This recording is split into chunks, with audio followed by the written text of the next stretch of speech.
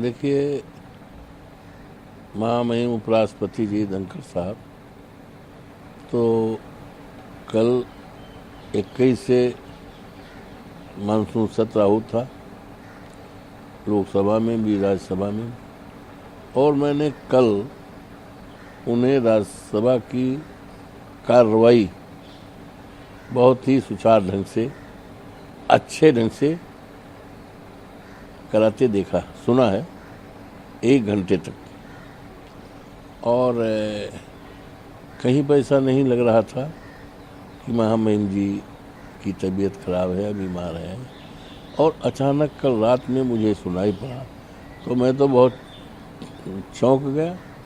अरे अभी तो चला रहे थे बढ़िया, तो और लेकिन उन्होंने अपने स्वास्थ्य और बीमारी का हवाला दिया है, तो उसमें हमें कोई टिप्पणी नहीं करना है।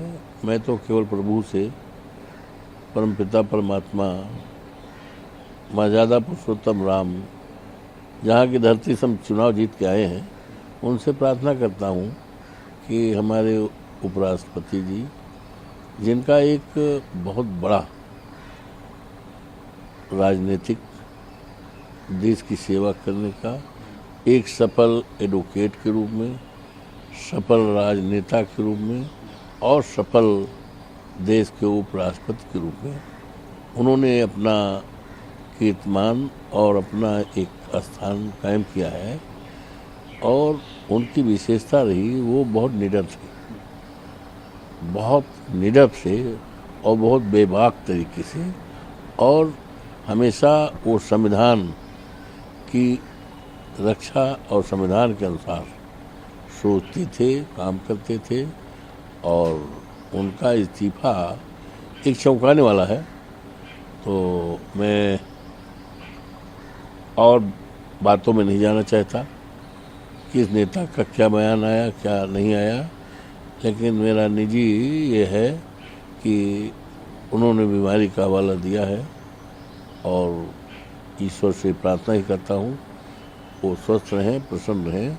और ऐसे देश के नेताओं की आज ज़रूरत है, देश को ज़रूरत है।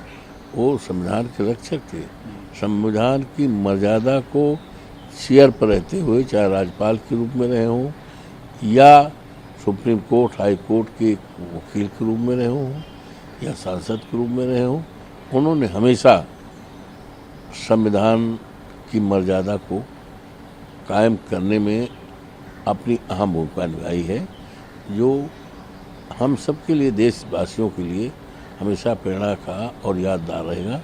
हम कोई बात है तो हम माननीय प्रधानमंत्री जी से उम्मीद करते, आग्रह करते हैं कि उनसे संपर्क करके उनको इस बात के लिए प्रार्थना कर लें कि वो अपना इस्तीफा वापस ले लें, तो अच्छी बात होगी। सर, इसके अलावा सर, आज पार्लियामेंट में SIR, बिहार SIR जो इशू चल रहा है वोटर वाला, उसमें इंडिया ब्लॉक और जो पोजीशन की लीडर्स हैं वो प्रदर्शन करेंगे।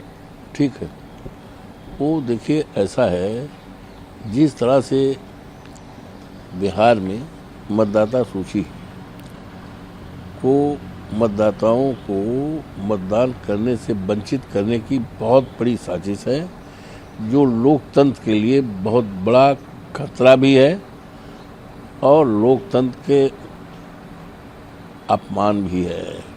तो ये सरकार को अभी अयोध्या जनपद में हमारी सीट जो खाली हुई थी मिल्कीपुर, वहाँ भी पूरी तरह से लोकतंत्र का हत्या हुई और डकैती हुई। देश की सबसे बड़ी डकैती मिल्कीपुर का चुनाव था।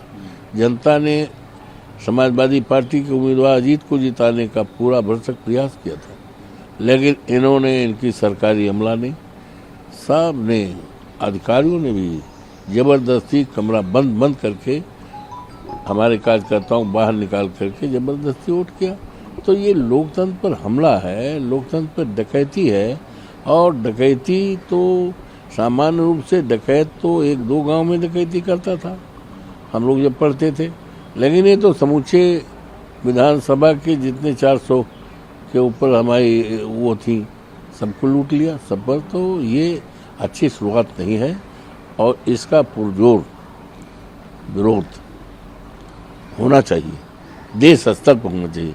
हमारे नेता माननीय अखिलेश यादव जी ने लगातार इस पर चिंतित भी हैं और प्रयत्नशील हैं कि किसी प्रकार से हमारी जो मतदाता सूची है और मतदान करने से लोगों को रोका न जाए। ये मतदान का अधिकार बाबा साहब भीमराव अम्बेडकर ने दिया है, तो बाबा साहब भीमराव अम्बेडकर के संविधान को तो छेड़छाड़ करने तो यूं ही उतारू हैं, लेकिन किसी भी कीमत पर मतदाता का जो बिहार में चुनाव हो रहा है, ये सरकार इन केन प्रकार सत्ता में आना चाहती है और जायज़ मतदाताओं को उनके मताधिकार के अधिकार से वंचित रखना चाहता है। ये कभी होने नहीं पाएगा। हमारे नेता, हमारी पार्टी समाजवादी पार्टी, हमारे नेता माननीय अखिलेश यादव जी पूरी तरह से सचेत हैं और उसके लिए हर तरह से संघर्ष करने के लिए तैयार हैं।